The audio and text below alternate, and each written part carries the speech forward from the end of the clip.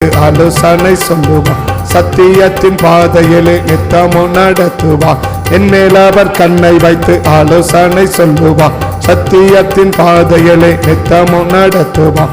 என் மேல் அவர் கண்ணை வைத்து ஆலோசனை சொல்லுவார்.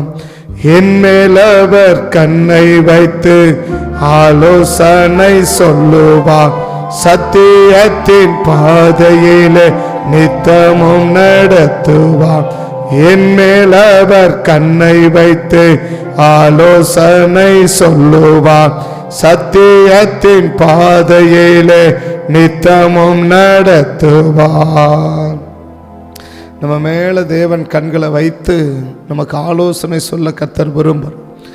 எதுக்கு ஒரு மனிதன் தேவ ஆலோசனையை பெறணும்? எதற்காக ஒரு மனிதன் தேவனுடைய ஆலோசனை பெறணும்? ஏன் அவங்களுக்கு தெரிஞ்சபடி அவங்க செஞ்சால் போதாதா? இல்லை ஒரு மனிதனுக்கு ஆலோசனைகள் அவசியம்தானா அப்படின்னா, ஒரு கடுமையான காரியங்களை எளிமையாக மாற்றுவதற்கு நமக்கு தேவ ஆலோசனை தேவை. ஒரு கடுமையான காரியங்கள் இல்லை நம்மளால் முடியாத காரியங்களை முடிய வைக்கிறதுக்கு, நம்மளால் இதெல்லாம் முடியாத காரியம் இருக்குதோ, நம்மளால் முடியாத காரியங்களை முடிய வைக்கிறதுக்கு நமக்கு ஆலோசனை தேவை. எதெல்லாம் நம்மளால் செய்து முடிக்க முடியலையோ, இதெல்லாம் நம்மளால் செய்து முடிக்க முடியாத அளவுக்கு கடுமையாக இருக்கிறதோ, அந்த கடுமையான காரியங்கள் இல்லை நம்மளால் செய்து முடிக்க முடியாத காரியங்களை எல்லாம் நம்ம செஞ்சு முடிக்கணும்னு சொன்னால் இன்றைக்கி நமக்கு கர்த்தருடைய ஆலோசனை ரொம்ப அவசியம். இப்போ இந்த ஆலோசனை ஆண்டவர் யாருக்கு தர விரும்புகிறார்? இந்த ஆலோசனை கிடைக்காவிட்டால் எளிமையான காரியங்களை கூட கர்த்தர் கடுமையாக மாறிடும். நமக்கு எளிமையான காரியங்கள் கூட நமக்கு கடுமையாக என்ன செஞ்சிடும்? நமக்கு மாறிடும். கர்த்தருடைய ஆலோசனை நமக்கு இல்லைன்ற பட்சத்தில். அப்போ தேவனுடைய ஆலோசனை இருக்குமானால் கடுமையான காரியங்கள் கூட எளிமையாக என்ன செய்யும்? மாறும். கடுமையான காரியங்கள் எளிமையாக மாறுவதும், எளிமையான காரியங்கள் கடுமையாக மாறுவதும் எதை இருக்குன்னா, கர்த்தர் நமக்கு கொடுக்கிற ஆலோசனை வச்சு தான் இருக்கிறது. கர்த்தர் நமக்கு கொடுக்கிற ஆலோசனை வச்சு தான் இருக்குது. எப்போ கர்த்தர் ஒரு மனிதனுக்கு ஆலோசனை சொல்ல விரும்புகிறார்? இல்லை யாருக்கு தேவன் ஆலோசனை சொல்ல விரும்புகிறது இல்லை? நமக்கு தெரிஞ்ச ஒரு வேத பகுதி, யோசுவாவின் வாழ்க்கையில் ஆரம்ப நாட்கள்லேருந்தே கர்த்தருடைய ஆலோசனை யோசுவாவுக்கு உண்டாயிட்டிருக்கு. அந்த யோசுவாவின் ஆரம்ப நாட்களில் இருந்து யோசுவாவுக்கு என்ன இருக்குதுன்னா, தேவ ஆலோசனை அவருக்கு கிடைத்து கொண்டே இருக்குது. ஆனால் அந்த தேவ ஆலோசனை கிடைக்கிற வரைக்கும் யோசுவா கடுமையான காரியங்களை எல்லாம் என்ன ஆகிட்டே இருந்தார்னா, எளிமையாக மாற்றிக்கிட்டே இருந்தார். முதல் வசனம் 5வது வசனத்திலே அவர் ஆரம்பிச்சிட்டார். என்ன ஆரம்பிச்சிட்டாருன்னா, முதல் வசனம் முதல் அதிகாரம் 5வது வசனத்தில் அவர் ஆரம்பித்தார். என்ன ஆரம்பித்தார்? நீ உயிரோடு இருக்கிற வரைக்கும் ஒருவனும் உனக்கு முன்பாக எதிர்த்து நிற்காம இருக்கணும் அப்படின்னா நீ என்ன செய்? 7வது வசனம் சொல்கிறாரு. 7வது வசனம், மோசே உனக்கு கற்பித்ததைகள் எல்லாம் என்ன பண்ணு? நீ செய்ய கவனமாக இருக்கணுட்டார். அப்போ ஒருத்தரும் உனக்கு முன்னால் எதிர்த்து நிற்காமல் இருக்கணும் அப்படின்னா, ஒருவனும் எதிர்த்து நிற்காமல் இருக்கணும் அப்படின்னா ஒன்று செய், மோசே உனக்கு கற்பித்ததை எல்லாம் நீ என்ன பண்ணு. அப்போ அப்படி ஆரம்பித்தவர் அவர் யோர்தானுக்கு வராங்க. யோர்தானுக்கு வரும்போதும் நல்ல ஆலோசனை என்ன செய்கிறார்? ஆண்டவர் 3ஆம் அதிகாரத்தில் யோர்தானுக்கிட்ட வரும்போதும் யோசுவாவுக்கு ஆலோசனை சொல்லுகிறார். பெட்டியை சுமக்கிற ஆசாரியர்கள் கொண்டு போய் ஆற்றின ஓரத்தில் என்ன செய்யணும்? யோர்தானின் உள்ளங்கால் பட்ட உடனே அது எல்லாம் என்ன பண்ணி பிரிஞ்சு போகும் அப்படின்னு ஒரு நல்ல ஆலோசனையை கொடுக்குறார். இந்த யோர்தானை முடித்து 4ஆம் அதிகாரத்து 5ஆம் அதிகாரத்துக்கு கடைசியில் பார்க்கும்போது எரிகோக்கிட்ட வர்றதுக்கு முன்னாடியே அவருக்கு என்ன செய்கிறாருன்னா ஒரு யோசனை கூட ஒரு ஆலோசனை வந்து சொல்லிட்டார். தேவ தூதனை அனுப்பி அவன் தேவ தூதன் என்ன செய்கிறான்? வந்து நிற்கிறான். 6ஆம் அதிகாரத்தில் முழுவதும் பார்த்தீங்கன்னா இந்த எரிகோவை எப்படி தகர்க்கிறது என்று நல்ல ஆலோசனை என்ன செய்யுதுன்னா யோசுவாவுக்கு கிடைத்து கொண்டே இருக்குது. அப்போ யோசுவாவுக்கு இந்த ஆலோசனை கிடைக்கிற வரைக்கும் மோசேயின் காலத்தில் எத்தனையோ பேர் எழுமினாங்க, எத்தனையோ எதிர்த்து நின்னாங்க. ஆனால் அந்த ஆலோசனையை கேட்டு அந்த யோசுவா செய்கிற வரைக்கும் என்ன உண்டாகுதுன்னா, ஒருவன் என்ன செய்யலை? உயிரோடு இருக்கிற வரைக்கும் ஒரு ஆள் கூட எதிர்த்து நிற்கவே இல்லை. ஒரு ஆள் கூட எதிர்த்து நிற்கவே இல்லை. யோர்தான் கிட்ட வராரு, யோர்தான் என்ன செய்கிறாருன்னா பின்னிட்டு போயிட்டே இருக்குது. எரிகோ கிட்ட வராரு, எரிகோ தகர்பட்டு போயிட்டே இருக்குது. இப்படி படிப்படியாக என்ன ஆகிட்டே இருக்கிறார் தேவன். ஒவ்வொரு ஆலோசனைக்கும் தேவன் என்ன செய்யணும், செய்து கொண்டே கொல்லிக்கொண்டே வருகிறார். அவங்கள செஞ்சுக்கிட்டே வர்றாங்க. யோர்தான் யாருமே பின்னிட்டு போக முடியாது. அறுப்பு காலத்திலே அது கரை புரண்டு ஓடக்கூடியது. அறுப்பு காலம் மே மாத சீசன், அதுதான் அறுவடையின் காலம். அந்த அறுவடையின் காலத்தில் எல்லாம் என்ன செய்யும், வற்றி போய் கிடக்கும், எல்லாம் ஆறும் வத்திடும். ஆனால் யோர்தான் என்ன செய்யும், அந்த காலத்திலே கரை புரண்டு போகணும்னு சொன்னால், இதை போன ரைன் சீசன் மழை காலத்துலலாம் யோர்தான் எப்படி இருக்குன்னு சொல்லவே முடியாது. அவங்க போனது அது மழை காலமாக இல்லை ட்ரை சீசனாக நமக்கு தெரியாது. ஆனால் என்னது, அறுப்பு காலத்திலே யோர்தான் கரை புரண்டு ஓடும், அப்படி தான் சொல்கிறார் இல்லையா. அறுப்பு காலத்தில் யோர்தான் என்ன செய்யும், கரை புரண்டு என்ன செய்யும், அறுப்பு காலத்திலே யோர்தான் கரை புரண்டு போகும் அப்படின்னு தான் பைபிள் நமக்கு சொல்லுது. யோர்தான் அறுப்பு காலம் முழுவதும் அப்படின்னா இப்போ அவங்க போனது ஒருவேளை அறுப்பு காலமாக இருக்காது என்பது என்னுடைய கணிப்பு. ஏன்னா அறுப்பு காலத்தை பற்றி இப்போ சொல்ல, ஏன்னாக்கா அந்த காலத்தில் இது எப்படி போகும் அப்படி போகும்னா, இப்போ அதை விட என்ன செய்யும், ரொம்ப அதிகமாக அந்த அறுப்பு காலத்துக்கு முன்னாடியே அது தண்ணி ரொம்ப அதிகமாக போயிட்டுருக்கும். அப்படி இந்த கடுமையான காரியம் சும்மா சாதாரண ஒன்றுமே கிடையாது. அப்படி கால் வச்ச உடனே என்ன ஆகி போச்சு, அப்படி பின்னிட்டு போகுது. ஜனங்க எளிமையாக போயிட்டே இருக்கிறாங்க. இது எப்படி சாத்தியமாகுது அப்படின்னா, ஸோ தேவ ஆலோசனை தான் ஒரு மனிதன் எவ்வளவு பெரிய கடுமையான காரியங்களையும் இல்லை தன்னால் முடியாத எல்லாவற்றையும் ஒரு எளிமையாக மாற்றி. இதை தாண்டி வந்துன்னு சொன்னாக்க எரிகோ ஒரு பயங்கரமான ஒரு பெரிய கோட்டை, யாராலுமே தகர்க்க முடியாத அளவுக்கு சொல்ல அலங்கத்தை ஒரு காம்பவுண்டு செவருக்கு மேலே வீடு கட்டி குடியிருக்கிற அளவுக்கு ஸ்ட்ராங்காக இருக்குது. ஒரு அலங்கத்துக்கு மேலே ஒரு காம்பவுண்டு செவத்துக்கு மேலே, காம்பவுண்டு செவரு எப்பவுமே சும்மா லைட்டாக என்ன பண்ணுவாங்கன்னா போடுவாங்க.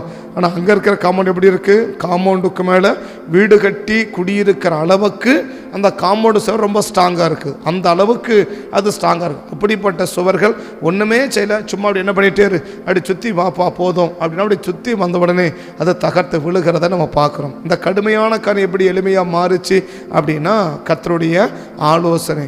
கர்த்தருடைய ஆலோசனை எப்போ ஒரு மனிதனுக்கு கிடைச்சிக்கிட்டே இருக்குன்னா, சொல்கிறத கேட்க கேட்க கேட்க கர்த்தருடைய ஆலோசனை நமக்கு கிடைச்சிக்கிட்டே இருக்கும்.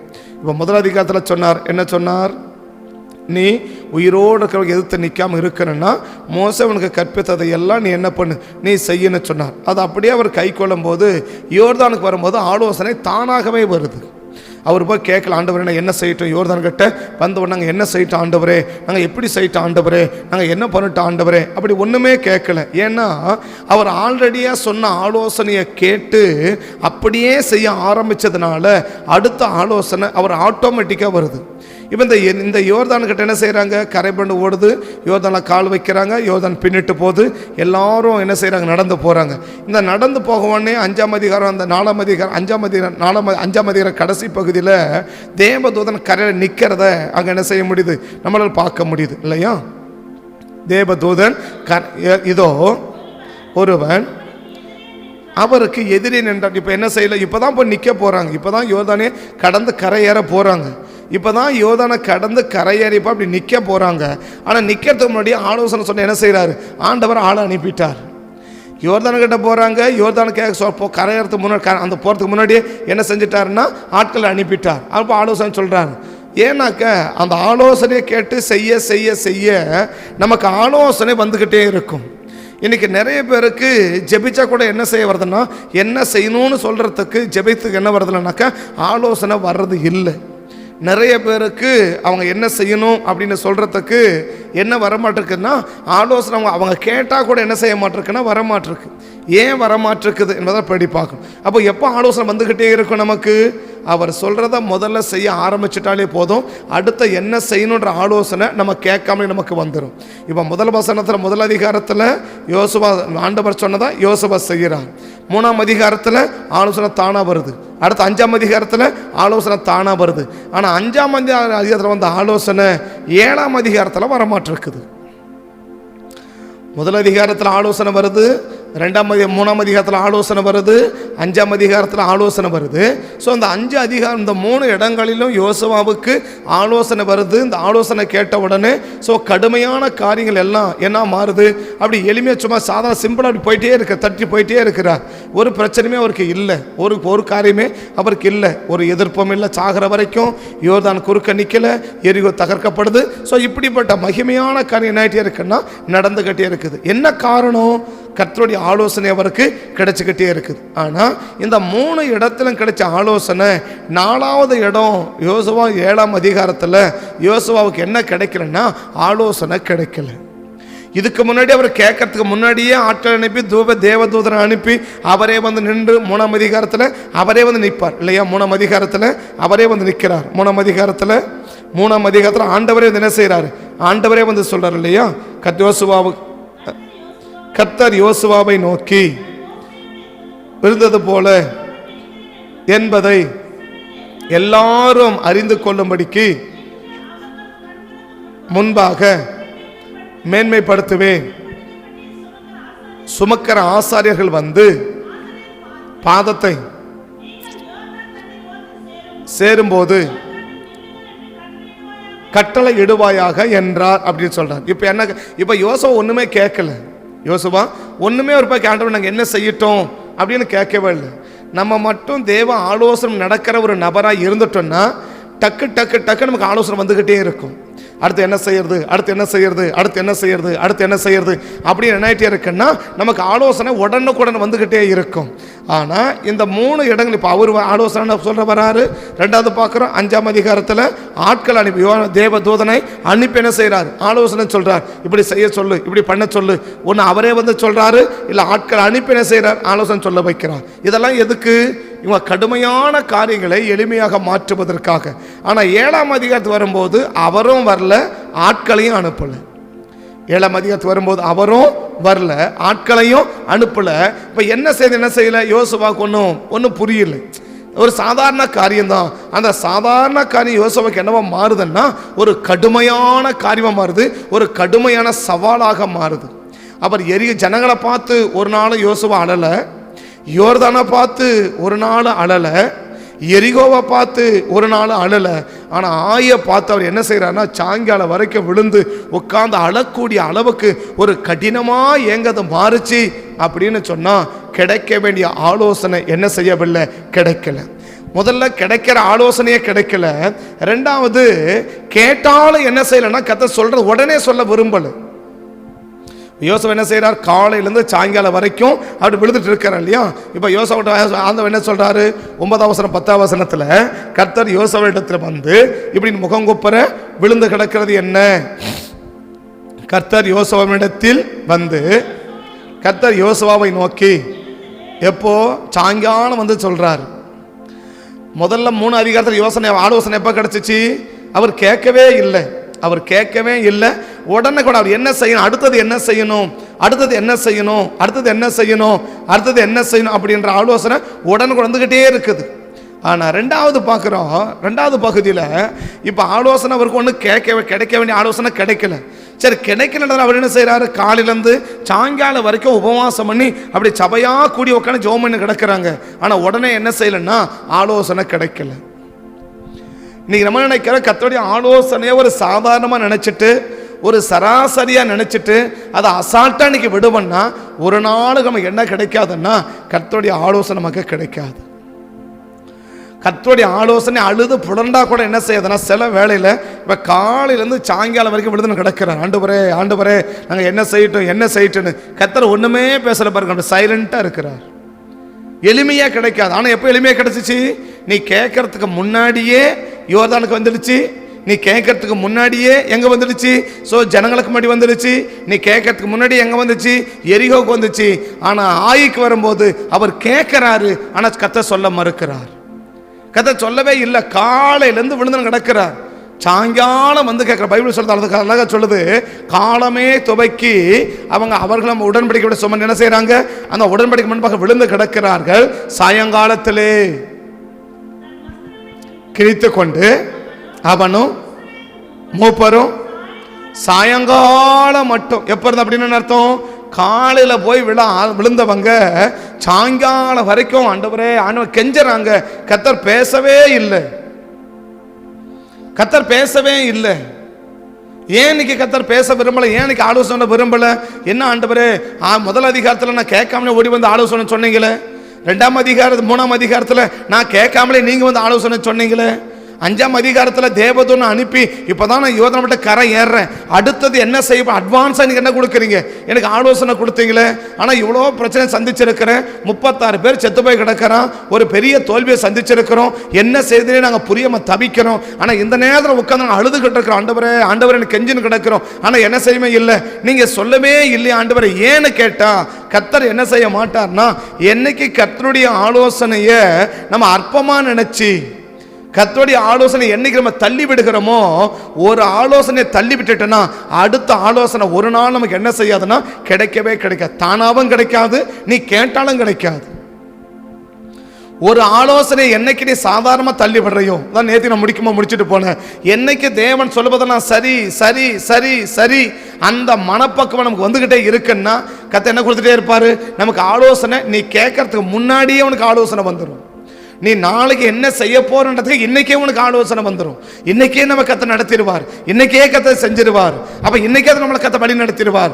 ஆனா என்னைக்கு கர்த்தருடைய ஆலோசனை சாதாரணமா நினைச்சிட்டு அதை தள்ளி விட்டுட்டு இன்னைக்கு நம்ம விருப்பத்தின்படி என்னைக்கு நம்ம செய்ய ஆரம்பிக்கிறோமோ அன்றைக்கு, இல்ல அடுத்தவங்க சொல்ற மாதிரி என்னைக்கு நம்ம செய்ய ஆரம்பிக்கிறோமோ அன்றைக்கு, அதற்கு பிறகு உனக்கு ஆலோசனை தானாவும் கிடைக்காது. நீ கேட்டாலும் கிடைக்காது.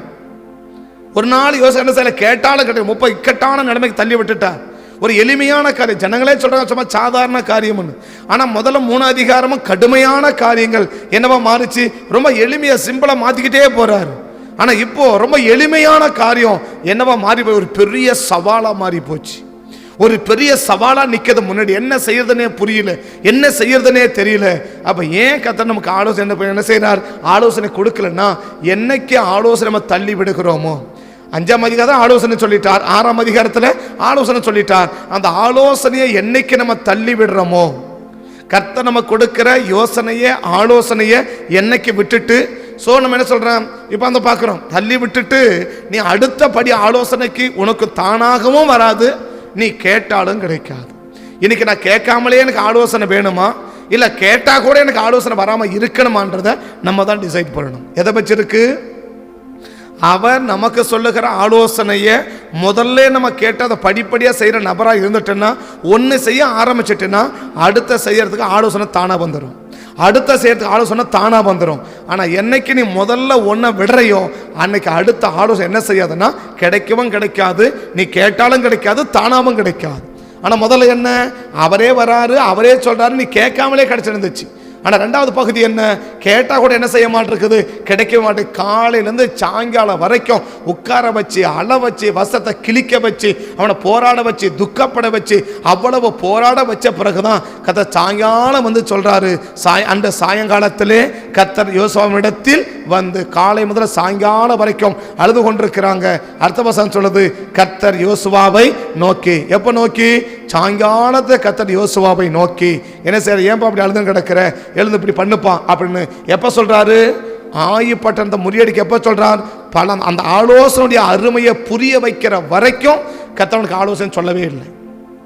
இன்னைக்கு கர்த்தர் சொல்லுகிற ஆலோசனை இன்னைக்கு நமக்கு ரொம்ப சிம்பிளா தெரியலாம், ரொம்ப எளிமையா தெரியலாம், சொல்றவங்களும் சிம்பிளா தெரியலாம், சொல்லப்படுற ஆலோசனையும் சிம்பிளா தெரியலாம். இன்னைக்கு ரொம்ப சிம்பிளா தெரியுதுன்னு சொல்லிட்டு என்னைக்கு நீ ஒரு ஆலோசனையை விடுறையோ அடுத்த ஆலோசனை நீ கேட்டா கூட கிடைக்காது. நீ எவ்வளவு நெருக்கத்தை சந்திச்சாலும் சரி, எவ்வளவு போராட்டத்தை சந்திச்சாலும் சரி, நம்ம எவ்வளவு கஷ்டத்தை சந்திச்சாலும் சரி, அந்த கஷ்டமான நேரத்தில் நீ எவ்வளவு பெரிய ஆலோசனை கேட்டாலும் கர்த்தர் என்ன செய்யவே மாட்டார்னா, கர்த்தர் சொல்லவே மாட்டார். ஏன், அந்த ஆரம்ப ஆலோசனையை அற்பமா நம்ம நினைக்கிறோம். ஆரம்ப ஆலோசனை அற்பமா நினைச்சு அதை விட்ட பத்தியா, அதற்கு பிறகு ஒரு நாள் என்ன செய்யாதுன்னா ஆலோசனை வரவே வராது. ஆய்க்கு மட்டும் ஆலோசனை ஆரம்ப கஷ்டத்தை எப்படி இருந்திருக்கும், 36 பேர் செத்துருக்க மாட்டாங்க, மிகப்பெரிய சவாலா மாறி இருக்காது, மிகப்பெரிய கடினமாய் மாறி இருக்காது, அவ்வளவு பெரிய அழுகை வந்திருக்காது, அவ்வளவு பெரிய துக்கம் வந்திருக்காது, வஸ்திரத்தை கிழிச்சு சாயங்காலம் வரைக்கும் அழுது புலம்ப வேண்டிய அவசியமே இருந்திருக்காது. இன்னைக்கு ஆண்டவருடைய ஆலோசனையை எவ்வளவு பேரு நம்ம சொல்றோம் அதை கவனமா கேட்கிறோம் என்பதையும் எவ்வளவு பேர் சாதாரணமா, ஏன்னா இன்னைக்கு அது ஆலோசனை என்பது ரொம்ப சீப்பா போயிடுச்சு. இன்னைக்கு ஆலோசனை ரொம்ப அருவருப்பா போயிடுச்சு, ஆலோசனை ரொம்ப இதுவா போயிடுச்சு. அதனால என்ன செய்யுதுன்னா இன்னைக்கு நிறைய பேருக்கு ஆண்டவர் ஆலோசனை சொல்லி விரும்புறதில்லை. நிறைய பேருக்கு கேட்டா கூட ஆண்டவரை என்ன செய்யறது, உங்களுக்கு என்ன சொல்றது அப்படின்னு கேட்டா கூட கர்த்தர் என்ன செய்ய விரும்பலன்னா, கர்த்தர் உங்களுக்கு ஆலோசனை சொல்றதுக்கே தேவன் விருப்பப்படலை. கர்த்தர் சொல்றதே இல்லாததை நம்ம ஆவிக்குரிய வாழ்க்கையில் அன்றாடம் நாங்கள் பார்க்கிறோம், அன்றாட பார்க்கிறோம். ஏன் அவங்க தான் அற்பமாக நினைச்சிட்டாங்களே, விட்டுடு அவ்வளோதான். இப்போ நம்ம சொல்கிற ஆலோசனை அற்பமாக இருக்குல்ல, அப்போ அங்கே ஆலோசனை படி செய்யட்டும். இப்போ அடுத்தவன் ஆலோசனை படி போனால் இது வரைக்கும் ஒரு ஆள் கூட சாப்பிட 36 பேர் சாவடிச்சு விட்டு வரான், மிகப்பெரிய தோல்வியை சந்திச்சுட்டு வரான், மிகப்பெரிய பாதிப்பை சந்திச்சுட்டு வரான். இப்போதான் புரியுது ஆணுடைய ஆலோசனை எவ்வளவு அவசியம் என்று சொல்லி. ஆனால் அவசியம்னு தெரிஞ்ச பிறகு கேட்டவன் என்ன செய்யலன்னா அந்த ஆலோசனை கிடைக்கல. ஏன் அற்பமாக நினைச்சிட்டெல்லாம் விட்டுடு அவ்வளோதான். ஏன் ஒரு மனுஷனுக்கு ஆண்டவர் ஆலோசனையை சொல்லணும்? ஏன் ஒரு மனிதனுக்கு ஆண்டவர் ஆலோசனையை சொல்லணும்? ஏன் சொல்லணும் ஆண்டவர்? இப்போ ஆண்டவருடைய ஆலோசனை தேவையா? ஆண்டவர் ஆலோசனை நமக்கு தேவையா? ஆண்டவர் ஏன் நமக்கு ஆலோசனை சொல்லணும்? ஒரு காரியத்தில் ஆண்டவர் என்ன செய்ய நினைச்சிருக்கிறாரோ அதை செய்வதற்கு என்ன ஆலோசனை தேவையோ அதை தான் நமக்கு தேவன் கொடுக்க விரும்புகிறார். ஒரு காரியத்தை நம்ம செய்யறதுக்கு அவர் என்ன திட்டம் வச்சு இதை இப்படி செய்யணும் அப்படின்னு அவர் மனதில் என்ன இருக்கு, ஒரு சிந்தை இருக்கு. யோவான் 5:19 பார்த்தோம்னா, யோவான் 5:19 பார்த்தோன்னா இதை அழகாக நம்ம விளங்கிக்க முடியும். ஏன் இன்னைக்கு ஒரு ஆலோசனை நமக்கு தேவைப்படுது? இன்னைக்கு ஏன் ஆண்டவர் ஆலோசனையை சொல்லணும் அப்படின்னா, என்ன செய்யணும்ன்றது அவர் முடிவு பண்ணிட்ட பிறகு அதை எப்படி செய்யணும்னு என்ன செய்யணும் நம்ம சொல்லி கொடுக்கிறார். வாசிக்க 5:19. அப்பொழுது இயேசு அவர்களை நோக்கி, மெய்யாகவே மெய்யாகவே நான் உங்களுக்கு சொல்லுகிறேன், பிதாவானவர் செய்ய குமாரன் காண்கிறது எதுவோ அதையே அன்றி. அப்படின்னா என்ன செய்ய விரும்புறாரு? நமக்கு ஒரு பிரச்சனையா, அதை எப்படி சால்வ் பண்ணணும்னு கர்த்தர் என்ன செய்யறாரு, முடிவு எடுத்துட்டார். அதை எப்படி சால்வ் பண்ணணும் முடிவெடுத்துட்ட பிறகு அதை என்ன செய்யறார், இப்படி செஞ்சா அது சரியா போயிடும்பா அப்படின்னு நமக்கு என்ன செய்யறா ஆலோசனை சொல்ல விரும்புறார். இப்போ நம்ம ஆலோசனை கேட்கலன்ற பட்சத்தில் அவர் ஒன்று செய்ய நினைச்சிருக்கிறாரு, நம்ம ஒன்று செய்ய நினைச்சிருக்கிறோம். அதனால தேவன் என்ன செய்கிறார்னா அவருடைய செய்கையை கர்த்தர் மட்டுப்படுத்திடுறார். அதாங்க பிரச்சனை. ஏன்னைக்கு நமக்கு ஆலோசனை சொல்லணும், அவர் செய்ய பிளான் பண்ணிட்டார், ஒரு திட்டம் பண்ணிட்டார். பிதாவானவர் செய்ய ஒரு கருத்தை முடிவு பண்ணிட்டார், இதை செய்யணும் அப்படின்னு முடிவு எடுத்துட்டார். அந்த செய்கிற காரியத்தை எப்படி செய்ய வைக்கிறார், நமக்கு செய்ய வச்சு அந்த காரியத்தை அவர் என்ன செய்வார், அவர் செய்ய முடிவிக்கிறார். ஆனால் அன்னைக்கு ஆலோசனை கேட்காத பட்சத்தில் என்ன உண்டாகுதுன்னா, அவர் செய்கிற செயல் அப்படியே முற்றுமா தடைப்பட்டு போகும். அவரை செய்கிற செயல் அப்படியே முற்றுமா மட்டுப்பட்டு போயிடும். அதனால் நமக்கு என்ன செய்யுதுன்னா ஒரு தோல்வியான காரியத்தை நம்ம சந்திக்க வேண்டியதா போயிடுது. இப்போ ஆயிக்கிறதெல்லாம் அவர் கொடுக்க முடிவு எடுத்துட்டார். ஆனால் இவங்க என்ன செய்யறாங்க, ஆயை எப்படி முறியடிக்கணும்னு அவர் பிளான் பண்ணி வச்சிருக்கிறாரு. அந்த திட்டத்தை இவங்க பெறாம போயிட்டாங்க. அந்த ஆலோசனையை பெறாம போனதுனால இவங்க ஒன்று போய் செஞ்சுட்டு இருக்கிறாங்க, அவர் செய்யறதை ஸ்டாப் பண்ணிட்டார். கர்த்தருடைய ஆலோசனை கிடைக்கலன்னா ஆலோசனை மட்டும் தேவன் செய்ய நிறுத்தல, அவர் செய்யற செயலையே கர்த்தர் நிறுத்துறாரு. ஆண்டவர் நமக்கு என்ன செய்யணுமோ அந்த செயலையே கர்த்தர் செய்யற ஸ்டாப் பண்ணிடுற, அவ்வளவுதான், சரி நிப்பாட்டிட்டு அவ்வளவுதான், அவன் என்ன பண்ணிட்டோம், அவன் ஒரு படிப்பு செஞ்சு விட்டுட்டோம். அப்ப நம்ம தேவன் இல்லாத நம்ம செய்கிற காரியம் எப்படி இருக்கும், ஒண்ணுமே இருக்காது, அவ்வளவுதான். அதான் நம்ம கர்த்தர் இல்லாத வாழ்வு எப்படிப்பட்ட வாழ்வுன்னா துக்கமான வாழ்வு. 38 வருஷமா ஆலயத்தில் தான் இருக்கிறான், ஆனா எப்படி வாழ்றான், வியாதியோட வாழ்ந்துகிட்டு இருக்கிறான், நோயோட வாழ்ந்துகிட்டு இருக்கிறான், பிரச்சனையோட வாழ்ந்துட்டு இருக்கிறான். ஆண்டவர் இல்லை அப்படின்னா அந்த வாழ்வு எப்படி கிடையாது, அது பிழைக்கிற அனுபவமே ஒழிய அது என்ன அனுபவம் கிடையாதுன்னா வாழ்கிற அனுபவம் கிடையாது. ஆனா தேவன் என்ன செய்ய விரும்புறா, பிழைக்க வைக்க கூடாது. விசுவாச நீதிவான் பிழைப்பான் அல்ல, நீதிமான் வாழ்வான். அதான் சரியான அர்த்தம். அது மூலம் எல்லாம் அப்படிதான் இருக்கு. எப்படி, விசுவாசத்தால் நீதிமான் பிழைப்பான் அல்ல, விசுவாசத்தால் நீதிமான் வாழ்வான். எப்படி வாழ்வான், சுகமாய் வாழ்வான், சந்தோஷமா வாழ்வான், மகிழ்ச்சியா வாழ்வான், நிம்மதியா வாழ்வான், ஆரோக்கியமா வாழ்வான். ஆனா என்ன ஆகிறோம், இன்னைக்கு பிழைக்கிறமே ஒழிய இன்னைக்கு நம்ம வாழல. ஏன் வாழல, அவர் இருந்தா தானே வாழ்றதுக்கு. அவர் இருந்தால் தான் நம்ம என்ன செய்ய முடியும், வாழ முடியும். அவர் எப்போ இருப்பாரு, நேற்று முடிக்குமா சொல்லிட்டு போனேன். அவர் என்ன சொன்னாலும் எஸ் சரி, மனம் திரும்பு சரி, பரிசுத்த அபிஷேகத்தை பெரு சரி, ஞானஸ்நானம் பெரு சரி, எது சொன்னாலும் சரி சரி சரி சரி. அந்த எண்ணம், அந்த மனப்பக்குவம் இன்னைக்கு உங்களுக்கு எனக்கு இருக்கும்னா கர்த்தர் என்ன செய்வாரு? நம்மளோட கூட இருப்பான்னு நேத்துக்கு சொன்னோம். இன்னைக்கு என்ன சொல்றோம்? கர்த்தர் சொல்லுகிற வார்த்தைக்கு சரி சரி சரி அதை அப்படியே செய்யற நபரா இருந்தா, நாம் அப்படியே செய்கிற நபராக இருந்தோன்னு சொன்னோம்னா அடுத்த ஆலோசனை ஆகிட்டோம் நமக்கு கிடைச்சிட்டே இருக்கும். அடுத்த காரியத்தை கதை செய்துக்கிட்டே இருப்பார், அடுத்த காரியம் கதை நடந்துக்கிட்டே இருப்பார். இன்னைக்கு ஏன் நமக்கு அடுத்த காரியம் செய்வர் கதை முற்படலை? நம்ம செய்யலை, அதனால் அவர் முற்படலை, அவ்வளோதான். இன்னைக்கு ஆலோசனை மட்டும் தடுக்கல, நமக்காக அவர் செய்கிற கிரியை, நமக்காக அவர் செய்கிற செயல்பாடு முற்றுமா தடைப்பட்டு போகுது. அப்போ எப்போ ஆலோசனை கிடைக்கும்? அவர் சொல்ற ஆலோசனை கேட்டு இன்னைக்கு காதல கேட்டான். 6ஆம் அதிகாரத்தில் காதல கேட்டாங்க, ஆனா என்ன செய்யாம போயிட்டாங்க? செய்யாம போயிட்டாங்க. இன்னைக்கு ஆலோசனை கேட்கிறோம், அதன்படி செய்யலன்னு சொன்னா அடுத்த ஆலோசனை நமக்கு கிடைக்காது. அடுத்த ஆலோசனை கிடைக்கிற என்ன ஆகும்? மிகப்பெரிய இழப்பை சந்திக்கணும். ஸோ ஏகப்பட்ட இழப்புகளை சந்திச்சு உன்னை அள வச்சு, துக்க வச்சு, போராட வச்சு, சுக்கப்பட வச்சு, அவ்வளவு சங்கடப்படுத்தி காலிலேருந்து சாயங்காலம் வரைக்கும் சாப்பிடாம சர்ச்சிலேயே விழுந்து கிடக்கிறான். அதுக்கு பிறகுதான் சாயங்காலம் வந்து சரி நான் சொல்றேன் போய் செய்யணும்னு சொல்லிட்டு ஆய்க்கு அழகா ஆலோசனை சொல்றாரு. பின்னாடி பதிபடியே பையி, முன்னாடி ஓடிப்போ, அப்படி பின்னாடி பண்ணு, அப்படி அழகா பிளான் சொல்லி கொடுத்தாரு. அதன்படியே செஞ்சாங்க. ஆயை முறியடிச்சு ஒரு மிகப்பெரிய வெற்றியை சுதந்திரித்தார்கள். இன்னைக்கு என்ன தேவை? ஆலோசனை தேவை. யாருக்கு கிடைக்கும்? சொல்லுகிற ஆலோசனையை கேட்டு அப்படியே செய்கிற நபராக இருந்தா அடுத்த ஆலோசனை கிடைக்கும். என்னைக்கு ஒரு ஆலோசனை தள்ளி விடுறோமோ அடுத்த ஆலோசனை நீ கேட்டா கூட கிடைக்காது. அடுத்த ஆலோசனை நீ போராடினா கூட கிடைக்காது. அடுத்த ஆலோசனை என்ன செஞ்சாலும் கிடைக்காது. கத்த சைலண்ட் ஆயிட்டானா அவ்வளவுதான், முடிஞ்சு போச்சு. அவர் மௌனம் ஆயிட்டாரு, அவ்வளவுதான். சில பேர் ஜெபிக்கும்போது கத்த மௌனம் ஆயிடுவார். சில பேர் சொல்லும்போது என்ன செய்வார்னா கர்த்தர் சைலண்ட் ஆயிடுவார். சரின்னு சொல்ல மாட்டார், வேணான்னு சொல்ல மாட்டார், மௌனம் ஆயிடுவார். கர்த்தர் மௌனம் ஆயிட்டார்னா முடிஞ்சிச்சு, அவ்வளோதான் கதை. நம்ம போராடிக்கிட்டு இருக்க வேண்டியதான். அதை தாண்டி யாரும் அவன் சொல்கிறான் இவன் சொல்கிறான்னு போய் செஞ்சோன்னு சொன்னான் மிகப்பெரிய இழப்பு. சொல்கிற பேச்செல்லாம் கேட்டு போய் செஞ்சான், மிகப்பெரிய இழப்பை சந்திச்சான், தோல்வியை சந்திச்சான். எளிமையான காரியங்களை கூட கதை கடுமையாக மாற்றி விட்டுட்டான். ஆனால் முதல்ல 3 கத்தை பார்க்குறோம், கடுமையான காரியங்கள் கூட எளிமையாக மாறுச்சு. ஆனால் 7ஆம் அதிகாரத்தில் எளிமையான காரியங்கள் கூட கடுமையாக மாறுச்சு. ஏன்?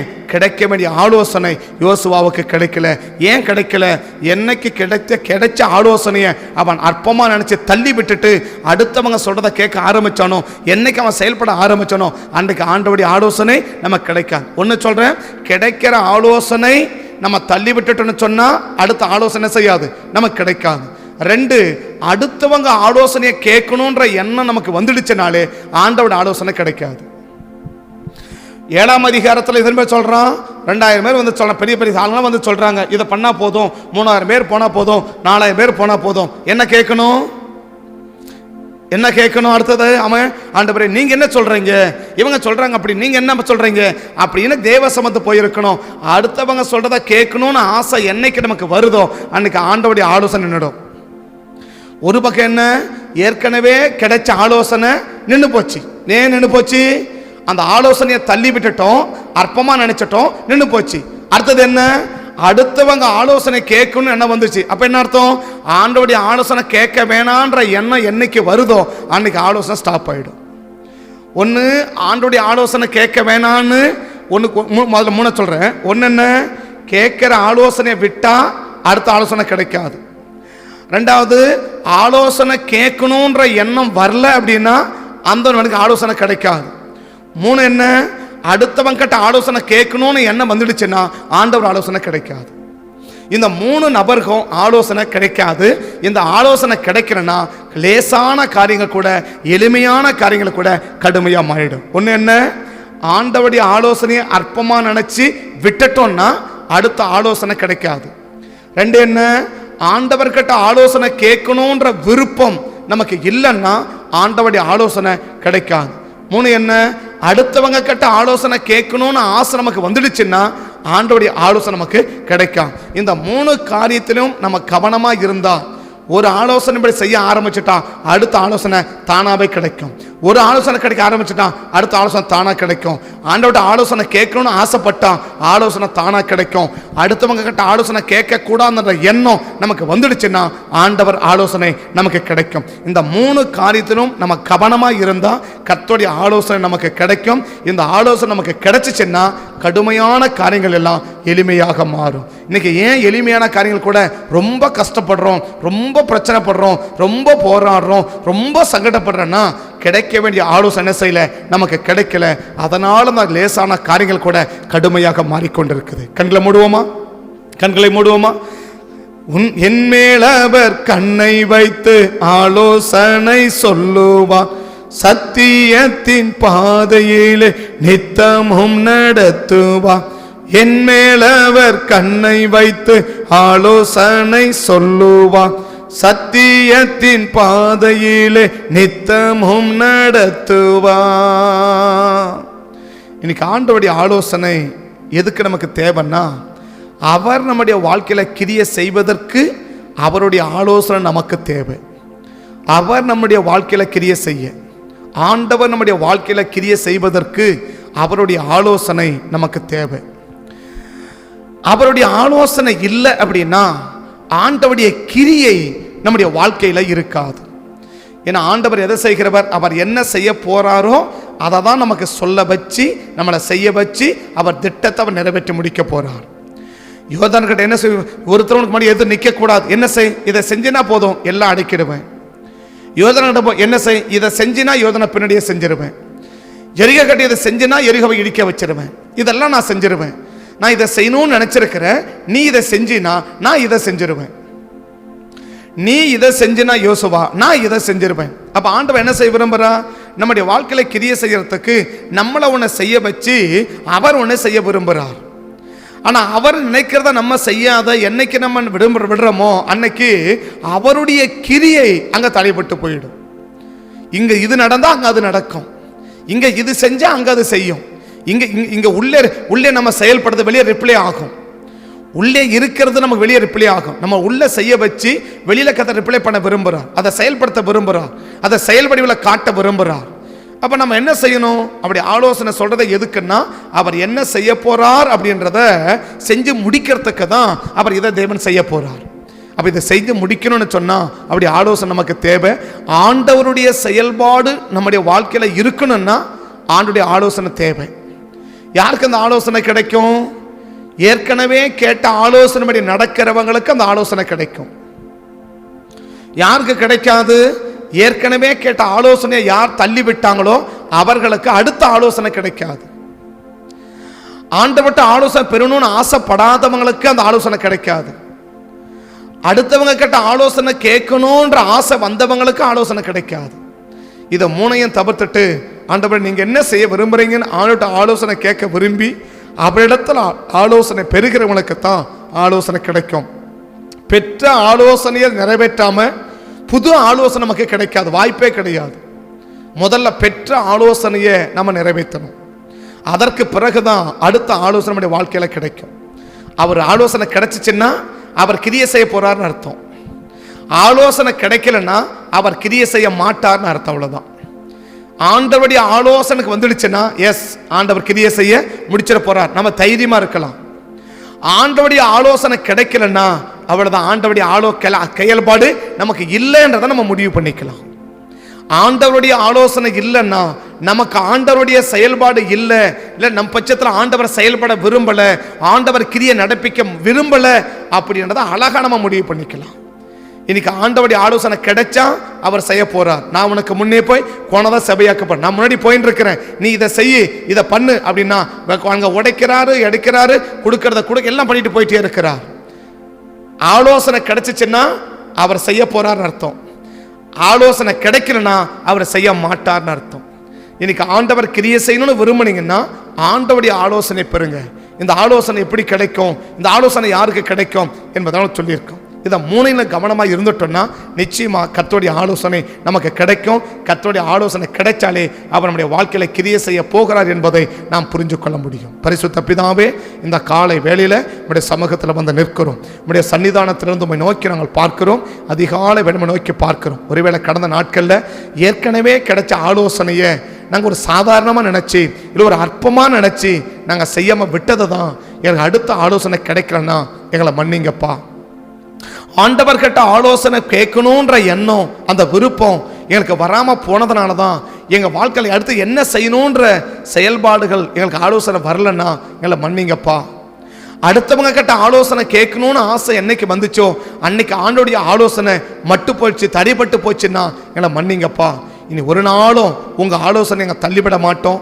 உங்ககிட்ட கேட்குற ஆலோசனையை விரும்பாமல் போக மாட்டோம்.